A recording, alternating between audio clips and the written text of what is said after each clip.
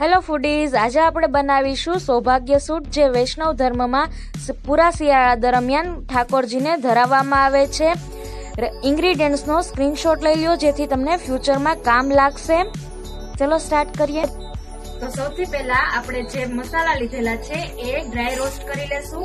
તો સફેદ મરી, કાળા મરી અને તજ લીધેલા છે એ રોસ્ટ કરી લેશું. એવી જ રીતના આપણે જે બદામ લીધેલી છે 50 ગ્રામ એ પણ રોસ્ટ કરી લેશું. 5 મિનિટમાં બદામ સરસ રોસ્ટ થઈ જશે. ત્યાર પછી આપણે પિસ્તા પણ એની જોડે જ એડ કરી દઈશું અને એને પણ રોસ્ટ કરી લઈએ. તો બંને સરખું રોસ્ટ થઈ ગયું છે. આપણે એને એક બાઉલમાં કાઢી અને એનો પાવડર કરી લઈએ. મસાલા બધા મિક્સરમાં પીસી લીધા છે. પછી એને ચાળણીમાં ચાળીને આ રીતે વાટકીમાં લઈ લેવાનું છે. અને જે આપણે પિસ્તા અને બદામ લીધેલી છે એને પણ અધકચરા વાટી લીધા છે. હવે આપણે એ જ પેનમાં ઘી લેશું. ગરમ થઈ ગયું છે. આપણે એમાં સૂટ પાવડર એડ કરી દેશું. આપણે ધીમી રાખશું, ગાંઠા ના રહે એવી રીતના આને મિક્સ કરી લેશું અને 2 મિનિટ માટે શેકી લેશું સરસ. તો માવો આ રીતના પછી આપણે એડ કરી દેશું. સૂટ 2 મિનિટ શેકાઈ જાય પછી માવો એડ કરવાનો છે. મોળો માવો લીધેલો છે તો એને સરસ શેકી લેશું. હવે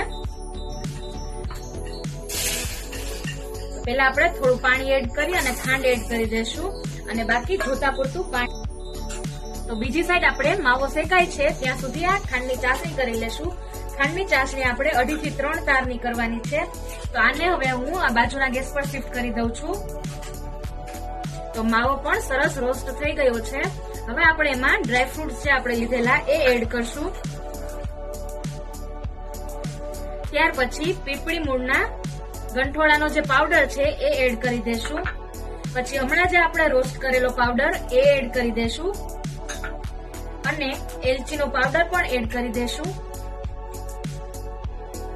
અને બધું સરસ મિક્સ કરી લેશું. તો બધું સરસ મિક્સ થઈ ગયું છે. હવે આપણે ગેસની ફ્લેમ ઓફ કરી દઈશું અને ચાસણી કરી લઈએ. આને આપણે સરસ ઠંડુ થવા દેશું. ચાસણીને આપણે હલાવતા રહેવાનું છે અને 2.5 થી 3 તારની જાડી એવી ચાસણી કરવાની છે. કેસર જે આપણે લીધેલું એ આમાં એડ કરી દેશું.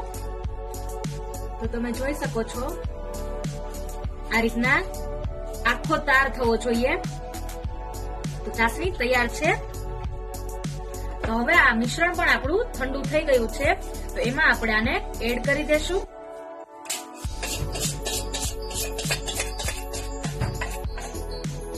તો ચાસણી બધી એડ કરી લીધેલી છે. હવે એને આપણે સરસ મિક્સ કરી લેશું અને પછી એક ચોકી અથવા તો ડીશમાં એને ઢાળી લેશું. પણ ત્યાં સુધીમાં આમાં કઈ લમ્સ ન રહે એ રીતે સરખું મિક્સ કરી દેવાનું છે.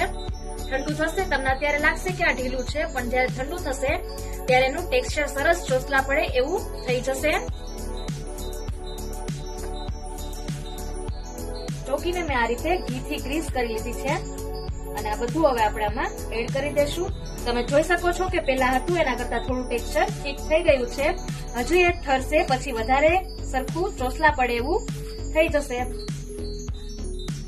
આ સૌભાગ્ય સૂટ આખા શિયાળા દરમિયાન ખાવાથી શરીરમાં જે કઈ કફ, પિત્ત અને વાયુની પ્રોબ્લેમ હોય છે દૂર થાય છે. પાચન શક્તિ માટે પણ ખૂબ જ ઉપયોગી છે.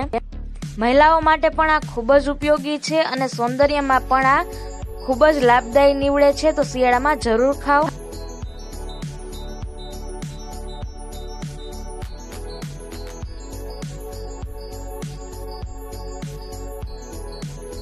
તો ફ્રેન્ડ્સ, આ એકવાર જરૂર બનાવજો અને મને કમેન્ટ કરી જણાવજો કે તમને આ કેવી લાગી રેસીપી.